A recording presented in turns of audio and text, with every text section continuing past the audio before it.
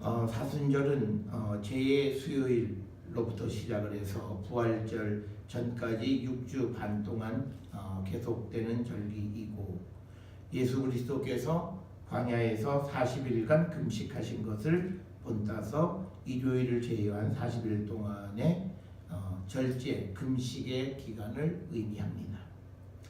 그래서 이 사순절 기간에는 세례를 받고자 하는 사람들이 준비하는 시기이고, 그리고 죄인들에게는 참회의 기간이었습니다.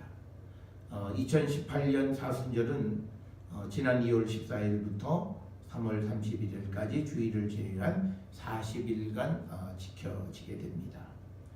사순절의 핵심은 모든 성도들이 절제 생활을 하면서 자신의 죄 문제를 해결하는 동시에 하나님께로 향하는 삶을 살기로 결단하고 그 첫발을 내딛는 그런 것이 이 사순절의 핵심이라 하겠습니다.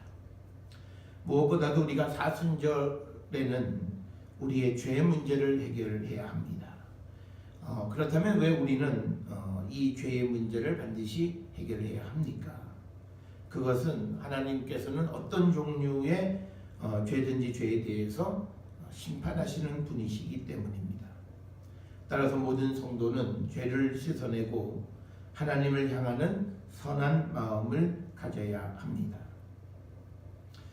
창세기에서 사람을 만들 때 하나님은 사람의 완전한 순종을 조건으로 사람과 생명의 언약을 맺으셨고, 또한 그에게 사망의 형벌로서 선악을 알게 하는 나무의 열매를 먹는 것을 금지하셨습니다. 우리가 잘 알다시피 그러나 최초의 인간 아담과 하와가 이 언약을 깨뜨리고 순종하지 않으므로 인간은 이제 죄의 굴레에 들어가게 되었습니다. 따라서 성경에서 말하는 죄란 하나님의 말씀에 대한 불순종을 의미하는 것이고, 우리가 이런 하나님의 말씀에 불순종하지 않는 삶을 살아가기 위해서는 로마서 8장 4절에 의하면 우리가 성령 충만한 가운데 율법의 요구를 이루는 삶을 살아야 한다, 이렇게 말하고 있습니다.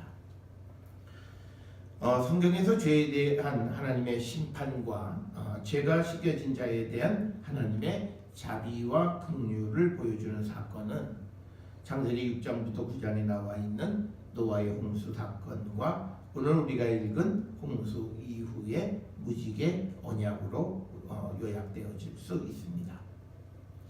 특별히 오늘 우리가 읽은 창세기 9장 8절로부터 17절은 무지개 언약으로 하나님으로부터 죄가 씻겨진 노아와 노아의 아들 사이에 맺은 영원한 생명의 언약에 대해서 기록을 하고 있습니다.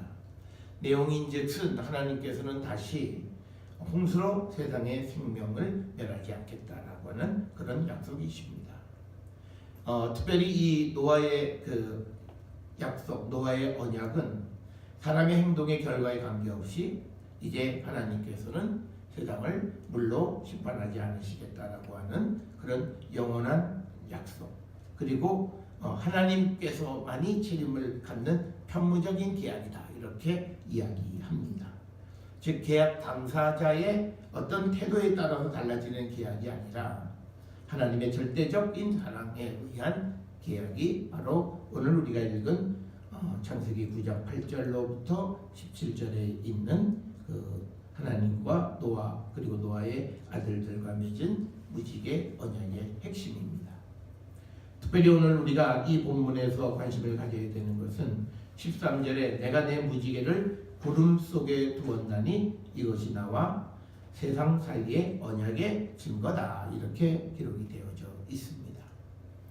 특별히 성경에서 무지개를 뜻하는 히브리어는 케셰트라고 하는 것이고, 그 케셰트라고 하는 말은 무지개뿐만 아니라 활을 뜻하기도 합니다.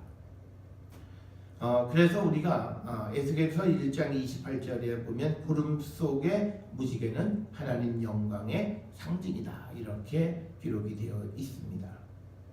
그래서 무지개를 구름 속에 두셨다는 것은 하나님의 힘, 하나님의 승리, 영광, 이것을 상징하는 것입니다. 그래서 오늘 주시는 이 본문 13절에서 내가 내 무지개를 구름 속에 두었고 그것이 나와 세상 사이의 언약의 증거라고 하는 말씀은 하나님께서 하나님의 능력으로 언약을 지키시겠다라고 하는 그런 뜻을 내포하고 있습니다. 그래서 이 말씀을 통해서 하나님은 사랑이시고 그리고 이 하나님의 사랑에는 어떠한 제한이나 한계가 없음을 우리에게 보여주는데, 그런데 우리가 이 사건에서 한 가지 꼭 기억을 하셔야 되는 것은 이 하나님의 사랑의 사건 이전에 하나님께서 세상의 모든 죄악을 씻어버리는 노아의 홍수 사건이 있었다는 사실을 기억해야 합니다. 많은 사람들은 자신의 죄 문제를 해결하지 아니하고 봐라, 성경에 하나님이 다시는 생명을 멸하지 않겠다 말씀하셨다, 여기에만 강조를 하는데, 지금 하나님과 노아와 노아의 자녀 사이의 상황은 세상의 모든 죄악을 다 물로 씻어버린 그 다음의 사건이라는 사실을 우리는 꼭 기억을 하셔야 합니다. 창세기 6장 5절에 보게 되면 노아 홍수가 시작되기 전에 사람의 죄악이 세상에 가득했다, 이렇게 기록이 되어져 있습니다. 또 창세기 6장 13절에서는 모든 혈육 있는 자의 포악함이 땅에 가득함으로 그 끝날이 내 앞에 이르렀으니 내가 그들을 땅과 함께 멸할 것이다, 이렇게 기록을 하고 있습니다.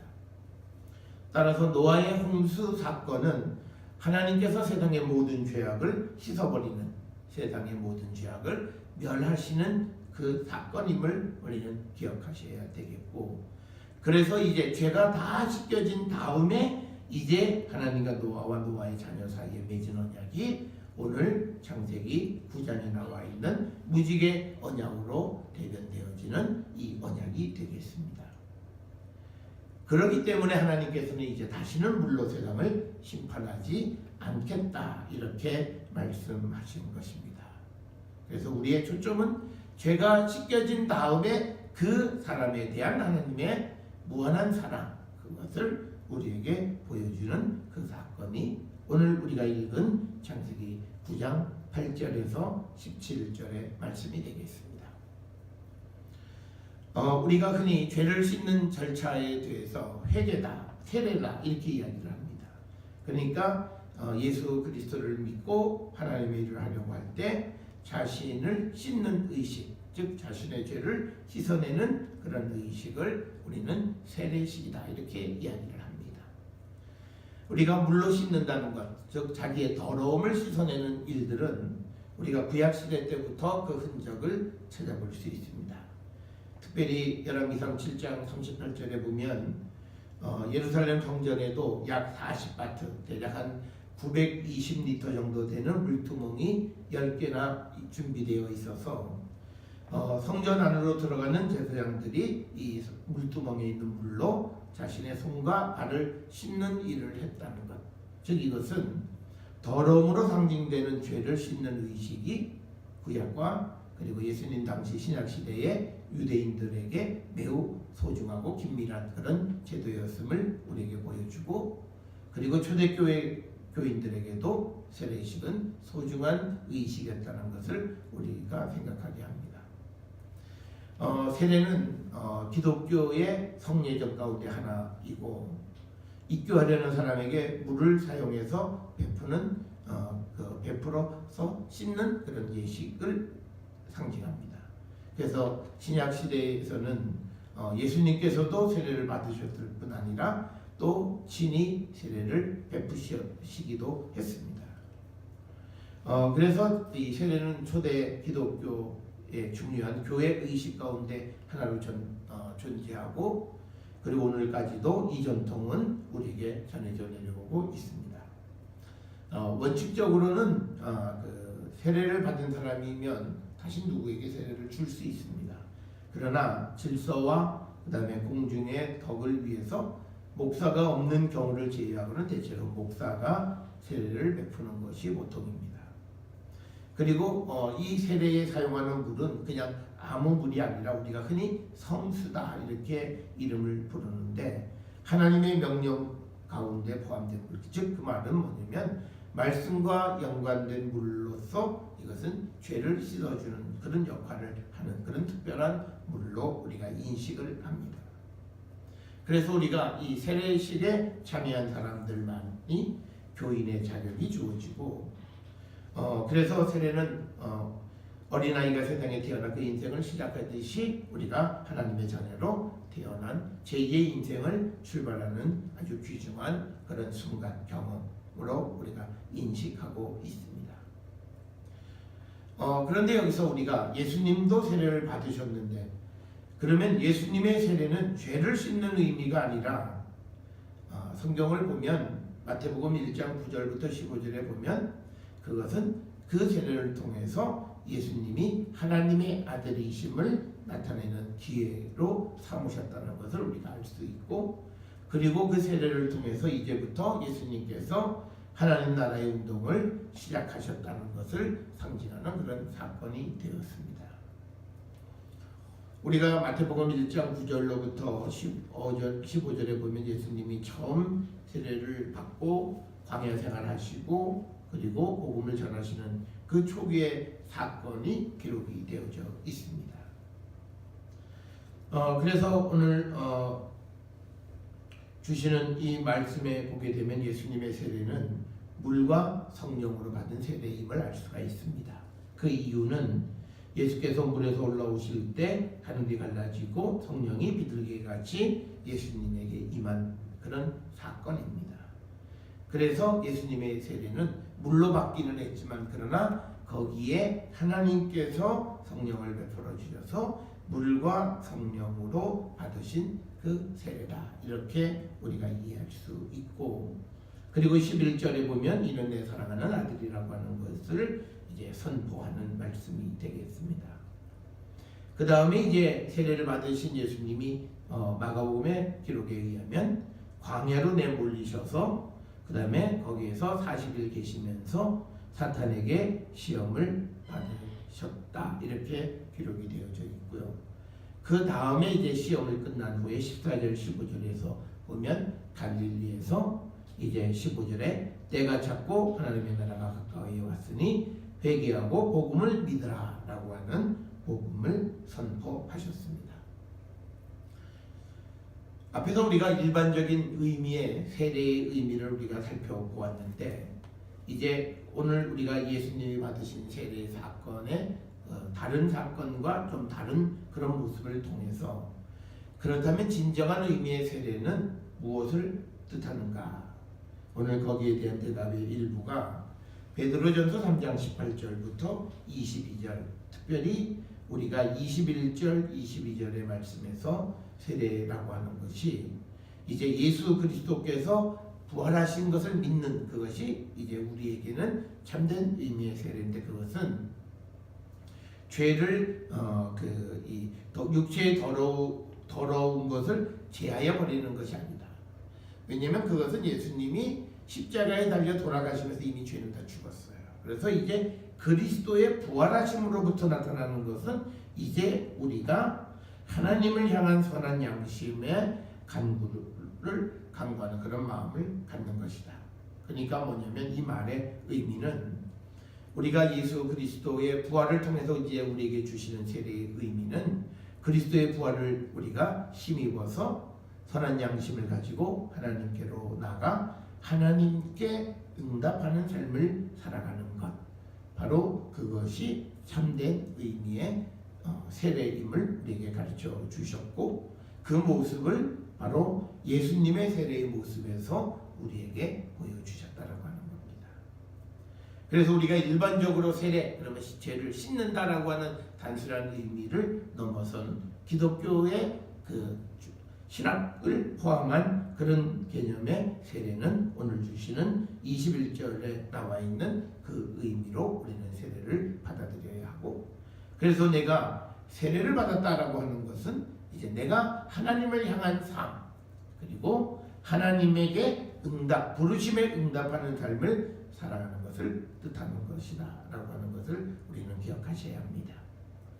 우리가 이 사건을 예로 보여주는 것이 사도행전 19장 1절부터 7절에 보면 바울이 에베소에서 복음을 전할 때 바울이 에베소 사람들에게 성령 받았느냐 그렇게 묻자 사람들이 자신들은 요한의 세례 즉 회개의 세례를 받았으나 성령의 세례에 대해서는 전혀 들어보지 못했다. 그래서 바울이 그들에게 세례를 베풀었다라고 하는 것. 그래서 그들이 방언도 하고 예언도 말하게 되었다. 이렇게 기록이 되어 있습니다. 이 사도행전 19장 1절부터 7절의 사건은 세례가 단순히 죄를 씻어내는 것이 아니라 예수 그리스도의 십자가를 믿음으로 성령 안에서 우리를 부르시는 하나님의 부르심에 응답하는 삶을 사는 자가 되어야 한다는 것을 실질적으로 보여준 그런 사건이고, 이것은 베드로전서 3장 21절에 기록되어 있는 참된 세례의 의미와 같은 그런 것이 되겠습니다. 따라서 우리가 이 사순절을 보내면서 내가 정말 세례받은 자로서, 그래서 내가 이제는 주님을 향한, 하나님을 향한 삶을 살고 하나님의 부르심에 응답하는 삶을 살고 있는가 우리를 한번 돌아보시면서 이 사순절 우리 모든 성도들이 벌써 씻어야 됐던, 아직도 우리가 씻지 못했던 죄가 남아있으면 그걸 씻어버리고, 그뿐 아니라 우리가 이제 하나님을 향한, 하나님을 구하는 선한 양심, 마음을 갖고 주께로 나가 응답하는 삶을 살아가는 자가 되기를 결단해야 합니다. 우리가 하나님께 응답하는 삶을 살아야 한다는데 그 응답하는 삶이 무엇일까? 우리가 이 하나님께 응답하는 삶은요, 하나님의 나라를 향해서 우리가 치열하게 달려가는 거고, 그리고 하나님의 나라에 합당한 삶을 살아가는 것이 하나님께 응답하는 삶이라 말할 수 있습니다.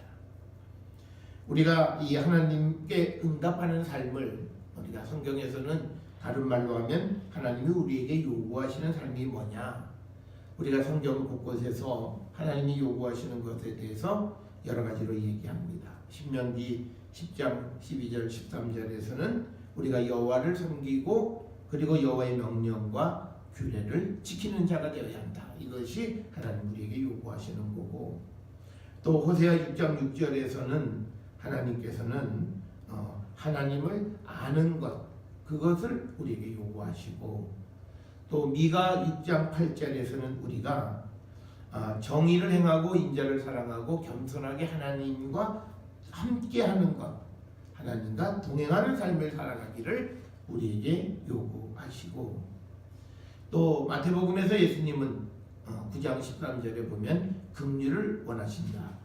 그래서 우리가 예수님을 따라서 서로 사랑하며 사랑과 자비와 정의와 공의를 행하는 그런 성도가 되어야 한다라고 하는 것을 이렇게 우리에게 가르쳐 줍니다.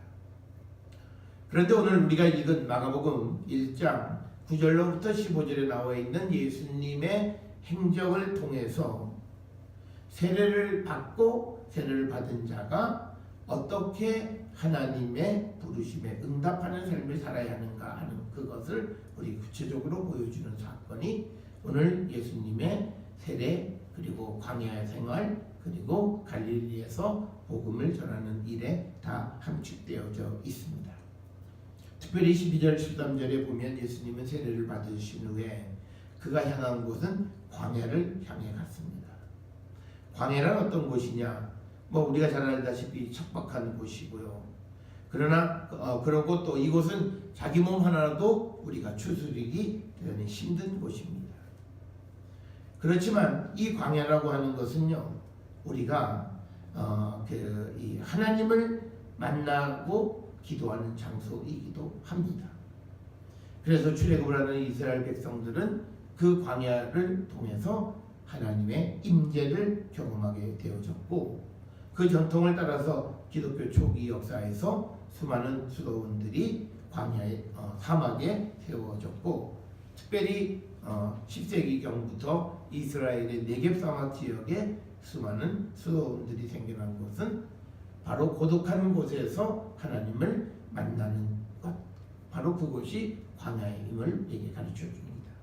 그래서 오늘 예수님께서 세례를 받으신 후에 광야로 가셨다라고 하는 것은 뭐냐면 이제 주님으로부터 세례를 받고 우리가 하나님을 향하는 삶을 살아가는 자라고 하는 것은 우리가 하나님을 만나는 것을 힘쓰는 삶을 살아야 한다라고 하는 겁니다. 예수님이 광야로 가셨듯이 오늘 우리가 살고 있는 곳의 광야는 어딘가? 이것은 단적으로 하나님을 만나는 곳, 그것을 광야라 말할 수 있습니다.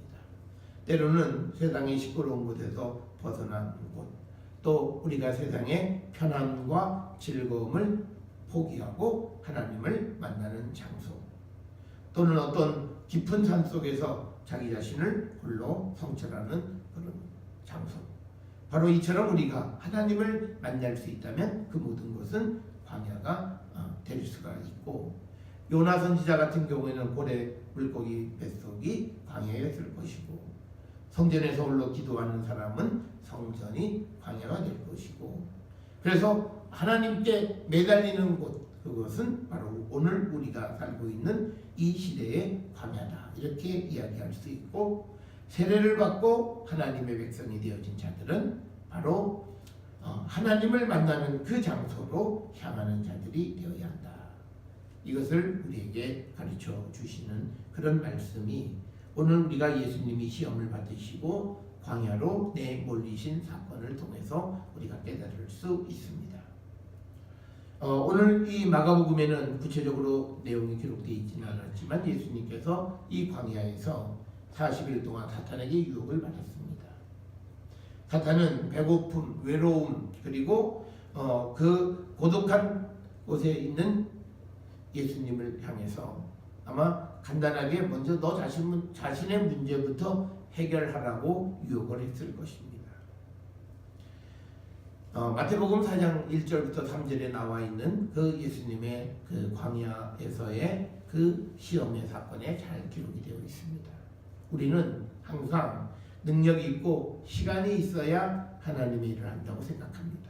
그건 어디까지나 우리 인간의 생각일 뿐이고, 하나님의 뜻은 나의 배고픔부터 해결하겠다는 유혹에서 벗어나 이웃을 향하라고 우리를 떠밀고 계십니다. 그래서 우리가 나의 문제로 귀결되어지는 믿음이 아니라 다른 사람을 향한 삶을 살아가는 훈련이 되어져 있을 때 그가 이제 때가 되어서 복음을 전하는 삶을 살아가는 것이 바로 예수 그리스도가 우리에게 보여주는 모습입니다. 그래서 저는 우리 모든 성도들이 이 사순절 동안에 광야를 체험하고 하나님의 영으로 충만한 자가 되어야 합니다. 그래서 우리가 이제 내 증인이 되라고 하는 예수의 말씀대로 복음을 선포하고 예수의 십자가의 죽음과 부활의 증인의 삶을 살기로 결단해야 합니다. 그래서 주님은 지금도 우리를 있는 모습 그대로 우리를 부르십니다. 우리에게 무엇을 갖추고 내게 오라고 말씀하지 않고 내 있는 모습 그대로 나를 따르라고 부르시는 주님이십니다.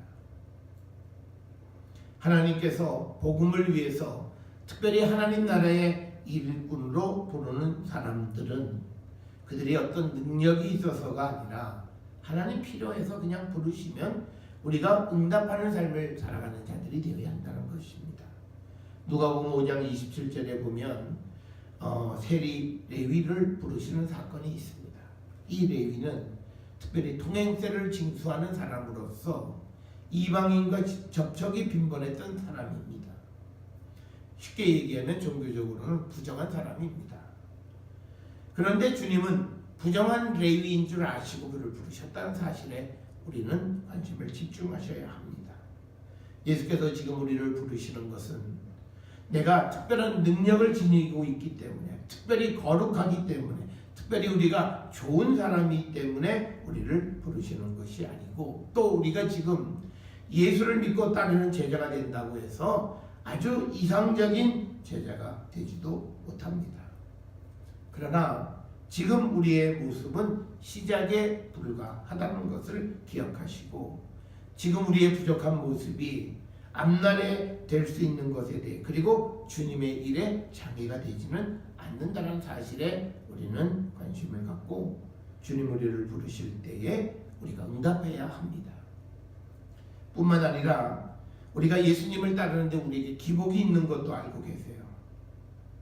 그렇지만 우리가 어떤 기복에 처한다 할지라도 우리가 언제나 예수 안에 거하는 자가 되면 결코 주님은 우리를 버리지 않으시고 그리고 우리를 온갖 어려움으로부터 이겨낼 수 있게 우리를 이끌어 가시는 분이 바로 주님이십니다.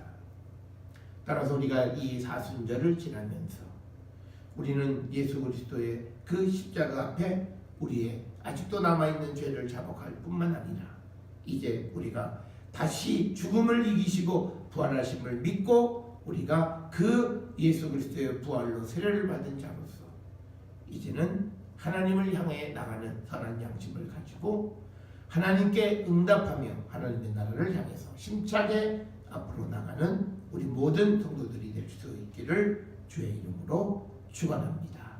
기도하시겠습니다.